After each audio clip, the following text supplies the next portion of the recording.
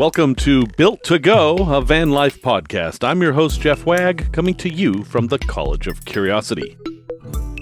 For this, episode 13, we're going to talk about surviving a very cold night. And for Tech Talk, we'll talk about the cheap Chinese diesel heater.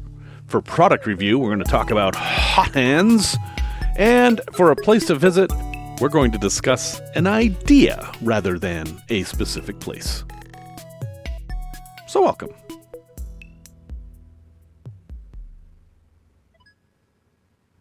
Welcome back, folks, and yes, in fact, I did survive. I spent a week in the van up in Madison, Wisconsin, and the temperatures got very, very cold at night. The coldest I recorded was negative 5 degrees Fahrenheit, and that was at 7 a.m. on the third night I spent up there. I slept up there a total of 5 nights.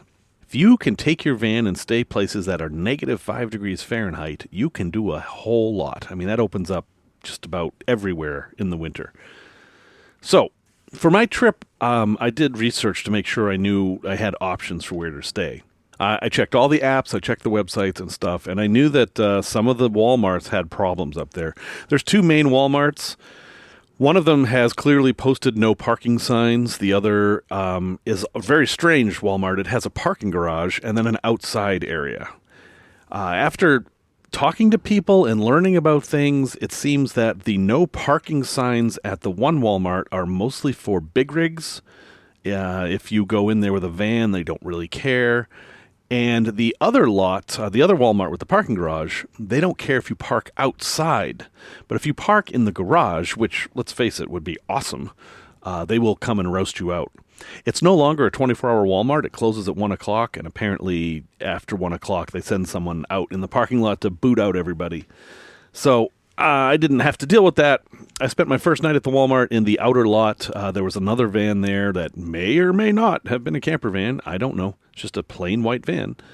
And it was fine. They got up in the morning, no problems.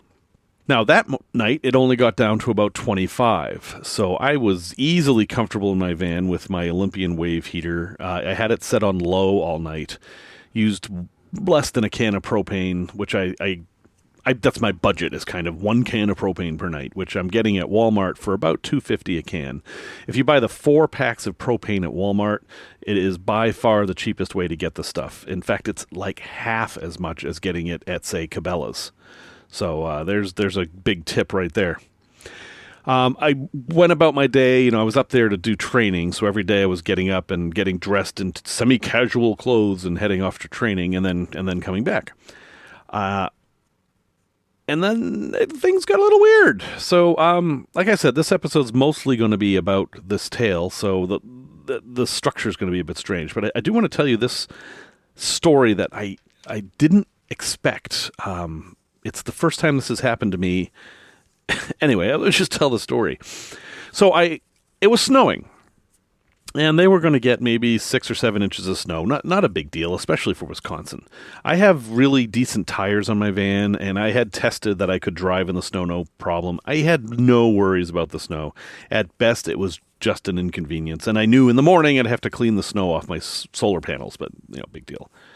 So I went to the Cabela's, which has been very accommodating. The Cabela's in Madison, Wisconsin is very nice. I highly recommend it, and it's a great place to spend the night. And there's a few weird stories that are about to happen here. So I pull in there, and of course the parking lot's covered in snow. And I know they have a place that you're supposed to park. They actually have RV spots, but I can't see the lines. So I'm not really sure where they are. So I'm driving around, and you can drive around the whole building. And on one end of the building, there are all these container boxes, like from a container ship or a rail car. And in the military, I think they call them Connex boxes. And there's maybe 6 of them, and they're at weird angles. They're just kind of in the parking lot.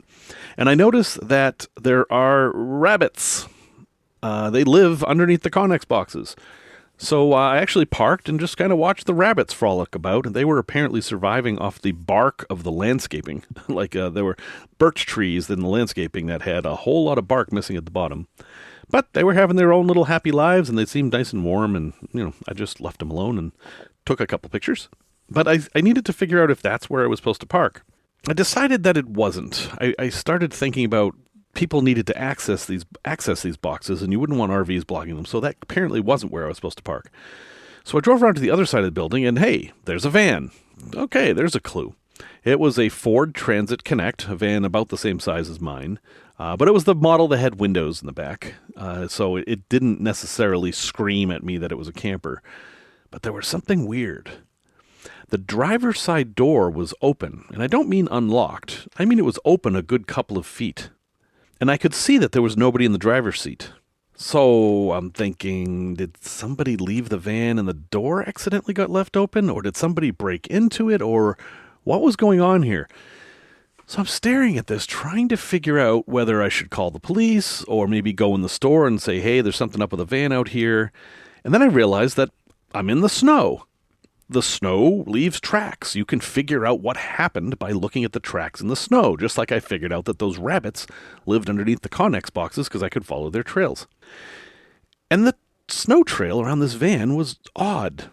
From the driver's side door, clearly someone had gotten out of the van, but then immediately gotten back into the van through the driver's side sliding door in the back, and then they had shut that door. And that was it. There were no other tracks. So based on those tracks, it looked like somebody was in the van. Okay, that's fine. It's still strange to have the front door open, though. So I walked over to the van and said, hey, hello, anybody home? No response. Nothing. And so I'm kind of left in this conundrum here. Am I invading somebody's space, or is there somebody in some kind of need, or I really had no idea what was going on. So it was about 8 o'clock at this point, and I knew the store closed at 9, so I decided, let's just leave this alone. I parked my van not too far from that van and went inside the store and did a bit of shopping. That's kind of a rule I have, is that if I'm going to stay in a parking lot of a business, I want to try to shop there. And Cabela's has stuff I like, so I ended up buying a couple pairs of pants and a shirt and stuff, and everything's well. But it took some time. I also took advantage of the restroom that was there because, of course, I did. Got my stuff, got back out, and when I got to my van, that other van was gone. So I will never know the story of why somebody was in their van with the driver's side door open during a snowstorm. I can imagine some things. None of them are great. But at any rate, that was the start of my night. So I'm already a little bit on edge of like, oh, this is weird. Still, that told me that where that van was actually where the RVs were supposed to park. And in the bushes, I found the dump station. So I knew this was it. This is right. This is where the RVs park. This is where I'm supposed to be. It was also where all the employees were parked. So, I thought it was cool. I had checked it out. This Cabela's was safe to park at. Everything was good. And so I parked there, and there were all the employees there, and they were coming and going, and some of them were talking in the parking lot and slamming doors. And of course, the employees don't leave when the store closes. Some of them stay later. And I was like, I'm just going to move. It's too noisy. So I just drove my van to the other side of the parking lot. It's massive, massive parking lot. And where this Cabela's is on the edge of kind of a shopping district, kind of a shopping center, and there's unfinished lots next to it. So I parked over by one of the unfinished lots, knowing that there wasn't going to be any traffic over there and I wasn't going to be in anyone's way. But I didn't consider something carefully enough. Do you know what it is? Have you ever noticed that after a snowstorm, big stores, their lots are plowed? Do you know how that happens? That happens at night when all the cars are gone. All the cars except for my van. So I'm all nestled in and nice and cozy. I've got my Olympian Wave 3 going. I'm in my sleeping bag and it's getting to be nice, and I'm like, and then I hear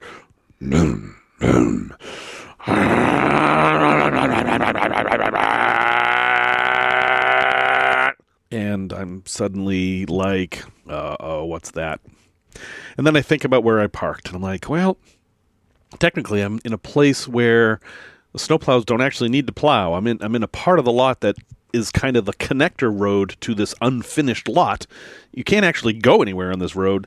Why would they need to plow over here? So I'm thinking, I'll just ignore it. I'll just sleep there. It'll be cool. Well, I hear...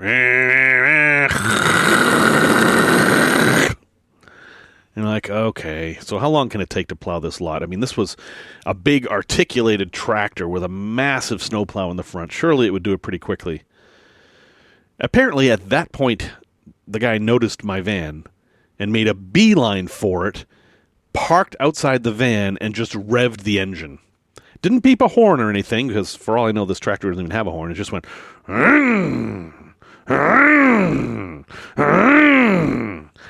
like enough times that I knew he was trying to get my attention. I'm like, shit.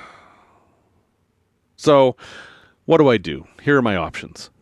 I play dumb and stay in the van and ignore that all this is going on, and they will plow around the van and it'll probably be fine. Or maybe the guy's vindictive and he'll end up putting snowbanks all around my van, possible. Or he'll know that his standard procedure is that he's to call the police and have vehicles removed by tow truck if they're in the way. I don't know. So my answer to the problem is what it always should be. I move. I don't get dressed. I don't set up the camper to be a vehicle rather than a house. I just crawl into the front seat in my pajamas, fire up the engine, and drive off in search of another place to park. Now, I really liked the Scabellas. I really wanted to stay there, but I thought, hey, I'll find someplace else to park. It'll be no problem. I went to the other spots on my list, and they all hadn't been plowed yet. That meant I had the same problem. If I nestled in there, I'd be running into the same problem with the snowplow.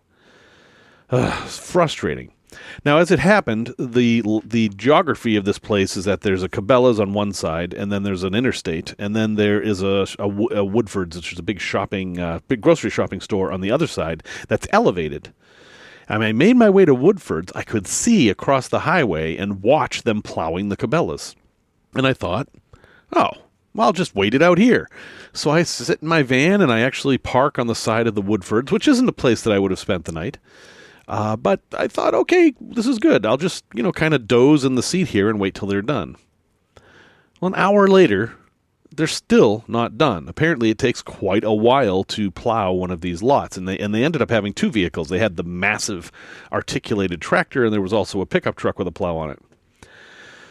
And then the plow at Woodford starts up. They have their own pickup truck plow, and they have a little bobcat that does the sidewalks. And no matter where I go, I'm in their way. Even though the store's open and people are shopping, I cannot seem to get out of their way. It's like they spotted me and they were going to follow me around.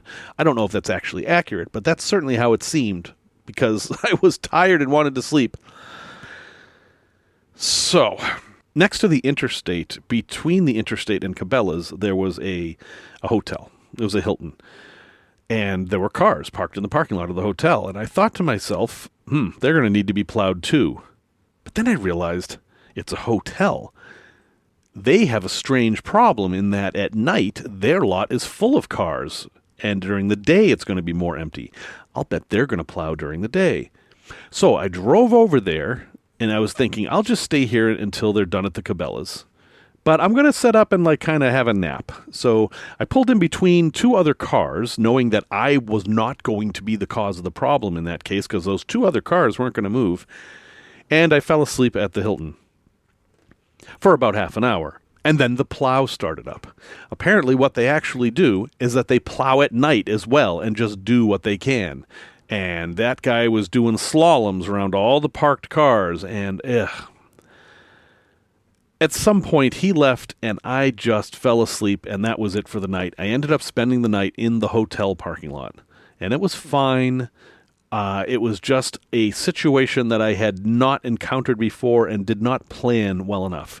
So word to the wise, if you're going to do stealth camping at night and it snows, you are going to have to face the wrath of the snowplows and plan for that. Honestly, my suggestion would be to stay up as late as you can and find a lot that's already been plowed, because these guys plowing these lots probably do it all night long. It's going to be tricky. And it doesn't matter where you go. Even on the streets, you're still going to have this problem with the plows. Except for that parking garage at the Walmart. Boy, I wish they would let people park there. But That's not what they do. Anyway. Tech Talk. Hey, let's talk about cheap Chinese diesel heaters. So, in my rig, I've got the Olympian Wave 3, which I've reviewed before. It's a catalytic heater. And it works great. I have no real complaints about it. But I learned a very valuable lesson this week, which was that radiant heat is line of sight. So, quick refresh. We have convective heat, we have radiant heat, we have conductive heat. In your house, if you have a hot air system of heat, that is basically convective heat. Hot air is coming out of those holes and warming up the air in your room, and everything in your room gets warmed up by the air. That's a crappy way of explaining convective heat. Conductive heat is when you put your hand on something and it's warm. So let's say you had a hot plate. That would be conductive heat, and it's not we don't typically directly use that to heat our homes very much, unless you have a heated floor. Heated floors can work that way. Radiant heat is like the heat of the sun. The heat will heat up from a line of sight from the object. Basically, think of it as heat waves come out, and then they warm up whatever they hit. The air in between doesn't get warmed up. And this is the situation with the Olympian Wave 3. Everything in front of it was warm. The counter was warm, and if I stood in front of it, I was warm. If I held my hands in front of it, they were warm.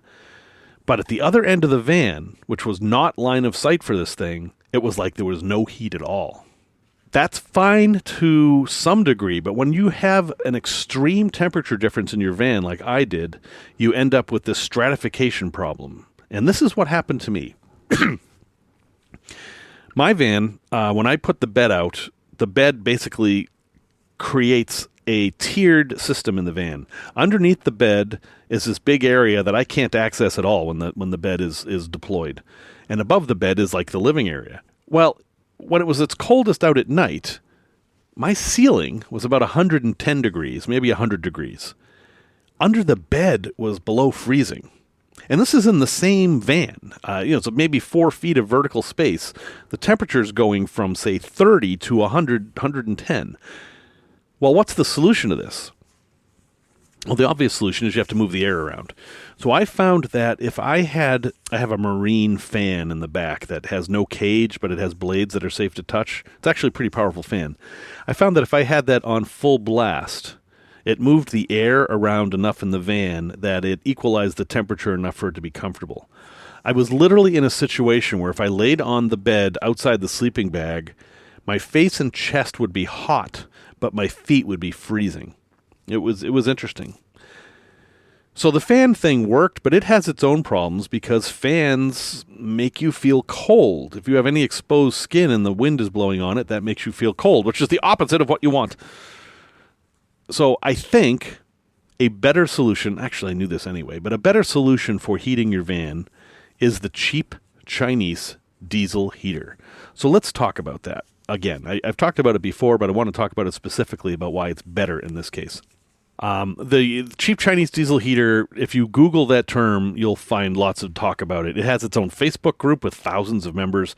These things are very popular. They're maybe the size of a cracker box, like a saltines cracker box, and they burn diesel fuel and produce hot air. The exhaust goes outside your van. You have to drill a hole in your van to run the exhaust line, so it can actually be a pretty substantial installation. But once you're done with that, you get this thing that produces dry, hot air. No condensation problems, just dry, hot air, and you can duct that and send it anywhere you want. So in a case like mine, I could have literally just ducted it and sent it underneath the bed, where the hot air would have risen up on the sides and then warmed the entire van and my bed. I think it would have been super comfy. And here's another big advantage of these things. Like I said, it's dry air. So it will dry out anything that's wet in the van. It will also cut way, way down on the condensation, which is a very big deal at these temperatures. Normally, I have to wipe condensation off the windshield. On this trip, I had to scrape 1/8 of an inch of ice off the windshield on the inside. I needed to actually fashion a little ice scraper because the one I have for the van is quite large and I couldn't even use it inside. That was something that I realized I need to get one of those cheap ice scrapers to do this. I think the diesel heater would have stopped that. Now, the reason they're called cheap Chinese diesel heaters is because there are, better models made by the companies that probably invented them, like Webasto and Eberspacher. They're German, and they cost literally 10 times as much. And people will swear it's worth it. Oh, you want that German quality. And other people will say, you know what? These Chinese ones work really, really well. In my future plans, if I build another rig or if I alter the one I have now substantially, I'm going to install one of these cheap Chinese diesel heaters. They come in two basic forms. First off, they come in sizes, and they're measured in kilowatts, which is another way to measure heat. And it's a pain to have to translate between all of these, but small is smaller and big is bigger. The recommendation is that you get the smallest one because these things are more efficient if they don't turn on and off. Because they burn diesel, every time it starts up and shuts down, some carbon gets deposited. And if it does that a lot, you get a lot of carbon that you need to clean out every year. So get the smaller one.